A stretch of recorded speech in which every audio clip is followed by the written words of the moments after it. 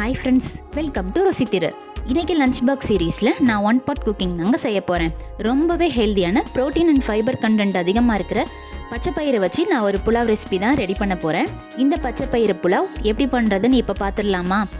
ஒரு மிக்சிங் பவுலில் 1 cup basmati rice எடுத்துருக்கேங்க. இதை நல்லா வாஷ் பண்ணிவிட்டு ஒரு 20 மினிட்ஸ்க்கு நான் ஊற வச்சுக்கிறேன். இதே கப்லேயே 1/2 கப்பு பச்சைப்பயிறு எடுத்து நல்லா ரோஸ்ட் பண்ணிக்கிறேங்க. நம்ம இந்த பச்சைப்பயிரை ஊற வைக்க வேண்டாம், இந்த மாதிரி ரோஸ்ட் பண்ணாலே நல்லா வேகுங்க. இப்போ பாருங்கள், நல்லா ரோஸ்ட் ஆயிடுச்சு. இப்போ தாளிப்புக்கு ரெடி பண்ணிடலாம். ஒரு குக்கரில் 2 ஸ்பூன் கடலை எண்ணெயும் 1 ஸ்பூன் நெய்யுமா எடுத்துக்கிறேன். இதில் 1/2 டீஸ்பூன் கடுகு, 1/2 டீஸ்பூன் ஜீரகம் போட்டு நல்லா பொரிஞ்சதும் கொஞ்சம் கடலைப்பருப்பு, கொஞ்சம் உளுந்தம்பருப்பு போட்டு தாளிச்சிக்கிறேங்க. இதில் 2 வரமிளகா, 2 பச்சை மிளகாவும் சேர்த்துக்கிறேன். இப்போது ஒரு பெரிய வெங்காயத்தை நீளமாக நறுக்கி வச்சுருக்கேன், இதையும் சேர்த்து வதக்கிக்கலாம். இப்போ வெங்காயம் வதங்கிட்டு இருக்கும் போதே ஒரு 3 பல்லு பூண்டை நீளமாக நறுக்கி வச்சுருக்கேன், இதையும் சேர்த்து நல்லா வதக்கிக்கலாம். இப்போ வெங்காயமும் பூண்டும் நல்லா வதங்கிருச்சுங்க. இந்த ஸ்டேஜில் ஒரு 2 தக்காளியை நீட்டமாக நறுக்கி வச்சுருக்கேன், இதையும் சேர்த்து நான் நல்லா வதக்கிக்க போகிறேங்க. இப்போ வெங்காயமும் தக்காளியும் வதங்கினதுக்கப்புறமா மசாலா சேர்க்க போகிறோம். 1/4 டீஸ்பூன் மஞ்சத்தூள், 1/2 டீஸ்பூன் மிளகாய்த்தூள், 1 ஸ்பூன் மல்லித்தூள், இதை சேர்த்து நல்லா வதக்கி விட்டுக்கலாம். இப்போ மசாலாவோட பச்சை வாசனைலாம் போனதுக்கப்புறமா நான் இந்த ரோஸ்ட் பண்ணி வச்சுருக்க பச்சை பயிரையும் சேர்த்து மசாலாவோட நல்லா கலந்து விட்டுக்கிறேன்.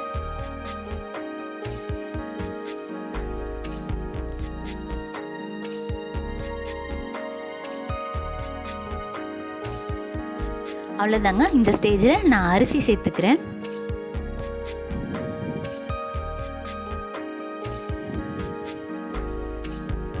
இந்த ஊற வச்ச அரிசியும் சேர்த்தாச்சு. இப்போ தண்ணி சேர்த்துடலாம்.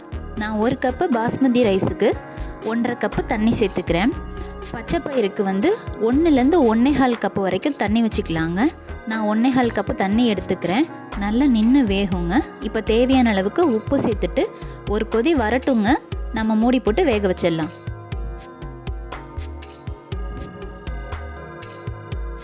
இப்போ பாருங்கள், தண்ணி கொதிச்சிருச்சு. இப்போ நான் மூடி போட்டு ஒரு 5 விசில் விட்டுக்கிறேங்க.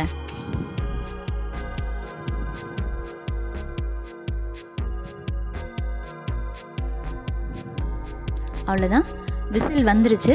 ப்ரெஷர் ரிலீஸ் ஆகட்டும், நான் ஓப்பன் பண்ணி காமிக்கிறேங்க. ப்ரெஷர்லாம் நல்லா ரிலீஸ் ஆயிடுச்சு.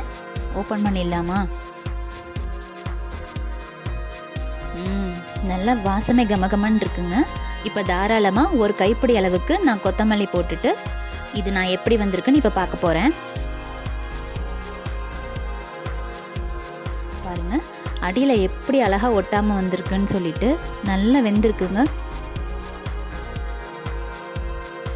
இப்போ நான் உங்களுக்கு காமிச்சு தரேன், பார்த்தீங்களா எப்படி உதிரி உதிரியாக வெந்திருக்குன்னு சொல்லிட்டு. இப்போ நமக்கு அந்த பச்சை பயிரும் அரிசியும் எப்படி வெந்திருக்குன்னு பார்ப்போமா?